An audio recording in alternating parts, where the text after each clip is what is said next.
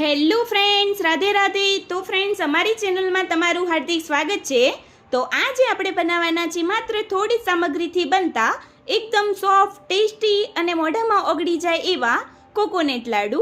આ લાડુ બનાવવામાં 10 થી 15 મિનિટ જેટલો સમય લાગે છે. તો આ વિડીયોને અંત સુધી જરૂરથી જોજો. અને આ વિડીયો જોતા પહેલાં અમારી ચેનલ સબસ્ક્રાઈબ ના કરી હોય તો પ્લીઝ પહેલાં સબસ્ક્રાઈબ કરી લો. અને હા, બેલ આઇકન જરૂરથી દબાવજો, તો તમને આવી નવી નવી રેસીપી સરળતાથી જોવા મળી જશે.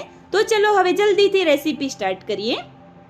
સૌપ્રથમ મેં ઘરમાં રહેલી કોઈ પણ વાટકીના માપથી 2 વાટકી કોપરાનું છીણ તૈયાર લઈ લીધું છે. હવે 2 કપ કોપરાની છીણ સાથે મેં 1 વાટકી જેવી સુગર લઈ લીધી છે. તમે સ્વાદના એકોર્ડિંગ સુગર એડ કરી શકો છો. હવે મેં અડધી વાટકી જેવું મિલ્ક પાવડર લઈ લીધો છે અને અડધી વાટકી મિલ્ક પાવડરની સાથે મેં અડધી વાટકી જેવું ઠંડુ દૂધ લીધું છે. હવે મિલ્ક પાવડરની અંદર આવી રીતે થોડું થોડું દૂધ એડ કરતા જઈએ અને એક સ્મૂથ મિશ્રણ તૈયાર કરી લઈએ. આવી રીતે મેં સ્મૂથ ગાંઠ વગરનું મિશ્રણ તૈયાર કરી લીધું છે. હવે આપણે લાડુ બનાવીશું. હવે લાડુ બનાવવા માટે આપણે ગેસ ઉપર એક કઢાઈ લઈ લઈએ અને કઢાઈની અંદર આપણે 1 ચમચી જેવું ઘી એડ કરીશું. હવે ઘી ગરમ થઈ જાય પછી 2 વાટકી કોપરાનું જે છીણ લીધું હતું એ એડ કરી લઈએ. હવે આ કોપરાના છીણને ગેસના ધીમા ફ્લેમ ઉપર 2 થી 3 મિનિટ માટે ઘીમાં સરસ રીતે આપણે શેકી દઈએ. અને કોપરાની છીણને આપણે વધારે વાર નથી શેકાવા દેવાનું, એનું ખાસ ધ્યાન રાખીશું. અને આ છીણને આપણે સતત હલાવતા રહેવાનું છે, નહીં તો જે આપણું છીણ છે એ નીચે કઢાઈમાં ચોંટી જશે અને બળી જશે. હવે આપણું જે છીણ છે એ સરસ શેકાઈ ગયું છે. હવે આની અંદર જે આપણે મિલ્ક પાવડરનું મિશ્રણ તૈયાર કર્યું હતું એ એડ કરી લઈએ. હવે સરસ રીતે આપણે મિક્સ કરી લઈશું.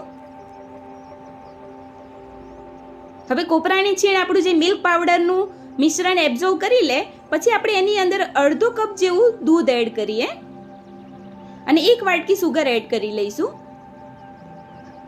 હવે બંને વસ્તુને આપણે સરસ રીતે મિક્સ કરી લઈએ અને આ મિશ્રણને આપણે ગેસના ધીમા ફ્લેમ ઉપર જ શેકાવા દેવાનું છે. જ્યાં સુધી આપણું પ્રોપર સુગર ઓગળી ના જાય અને મિશ્રણ પેન છોડી ના દે ત્યાં સુધી આપણે મિશ્રણને સતત શેકાવા દેવાનું છે. આ મિશ્રણ શેકાતા 8 થી 9 મિનિટ જેવું જ થાય છે. હવે જે આપણું મિશ્રણ છે થોડું થોડું ઘટ થઈ ગયું છે અને જે અંદરની જે સુગર એડ કરી હતી એ પણ પ્રોપર રીતે ઓગળી ગઈ છે અને આપણું જે દૂધ છે એ પ્રોપર રીતે બળી ગયું છે. હવે આપણે ફ્લેવર માટે થોડી ઇલાયચી પાવડર એડ કરી લઈએ જેથી લાડુનો ફ્લેવર ખૂબ જ સરસ આવે. હવે સરસ રીતે મિક્સ કરી લઈશું. ઇલાયચી પાવડર એડ કરતાં પહેલાં આપણે ગેસનો જે ફ્લેમ છે બંધ કરી દેવાનો છે, પછી જ આપણે ઇલાયચી પાવડર એડ કરવાનો છે. હવે જે આપણું લાડુનું મિશ્રણ છે પ્રોપર રીતે તૈયાર થઈ ગયું છે. હવે ગેસ ઉપરથી કઢાઈને ઉતારી લઈએ. હવે આપણે એક પ્લેટ લઈ લઈશું અને પ્લેટની અંદર જે લાડુનું મિશ્રણ તૈયાર કર્યું છે એ એડ કરી લઈએ. અને આ મિશ્રણને આપણે આવી રીતે તવેથાની મદદથી સરસ રીતે આપણે ડીશમાં ફેલાઈ દેવાનું છે જેથી ઇઝીલી જલ્દીથી ઠંડુ થઈ જાય. આવી રીતે મેં સરસ મિશ્રણને ફેલાઈ દીધું છે ડીશમાં.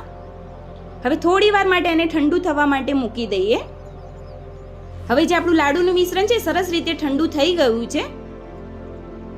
હવે આવી રીતે મિશ્રણ આવી રીતે થોડું હાથમાં લઈને આપણે નાના નાના શેપમાં લાડુ તૈયાર કરી લેવાના છે. અને મિશ્રણ ઠંડુ થાય પછી જ આપણે લાડુ વાળવાના છે, એનું ખાસ ધ્યાન રાખજો. આવી રીતે આપણે નાની સાઈઝના લાડુ તૈયાર કરી લેવાના છે. હવે મેં કોપરાનું છીણ લઈ લીધું છે. હવે એની અંદર આપણે લાડુને સરસ રીતે કોટ કરી લઈએ. કોપરાનું છીણ આવી રીતે મેં સરસ કોપરાના છીણથી કોટ કરી લીધું છે. હવે આવી રીતે આપણે બધા જ લાડુને તૈયાર કરી લઈશું. આવી રીતે મેં બધા જ લાડુને સરસ નાના નાના શેપમાં લાડુ તૈયાર કરી લીધા છે અને કોપરાના છીણથી સરસ રીતે કોટ કરી લીધા છે. આવી રીતે મેં બધા જ લાડુ તૈયાર કરી લીધા. હવે આપણે ઉપરથી ગાર્નિશ માટે થોડા કેસરના તાર મૂકી દઈશું જેથી લુક વાઇઝ પણ સારા લાગે. આવી રીતે આપણે બધા જ લાડુમાં જે કેસરના તાર છે એને ગાર્નિશ કરી લઈએ. તો મિત્રો, આપણા જે કોકોનટ લાડુ છે સરસ રીતે તૈયાર થઈ ગયા છે. હવે આપણે એક પ્લેટ લઈ લઈશું અને પ્લેટની અંદર કોકોનટ લાડુને સર્વ કરી લઈએ. અને આ કોકોનટ લાડુ ખાવામાં એકદમ સોફ્ટ અને ટેસ્ટી તૈયાર થયા છે આ લાડુને તમે કોઈ પણ ઉપવાસ કે તહેવારોમાં પણ બનાવીને ખાઈ શકો છો. તો તમે પણ આ ટિપ્સથી જરૂરથી એકવાર કોકોનટ લાડુની રેસીપી ટ્રાય કરજો. તો તમારા લાડુ પણ એકદમ ઓછી સામગ્રીથી બજાર જેવા જ સોફ્ટ અને નરમ તૈયાર થઈ જશે. તો મિત્રો તૈયાર છે એકદમ સોફ્ટ અને મોઢામાં ઓગળી જાય એવા કોકોનટ લાડુ. તો તમને આ કોકોનટ લાડુની રેસીપી વિડીયો કેવો લાગ્યો એ કમેન્ટ જરૂરથી કરજો અને વિડીયોને લાઈક કરજો અને તમારા ફ્રેન્ડ્સ ફેમિલી મેમ્બરમાં શેર કરજો. અને હા, અમારી ચેનલ સબસ્ક્રાઇબ કરવાનું ના ભૂલતા.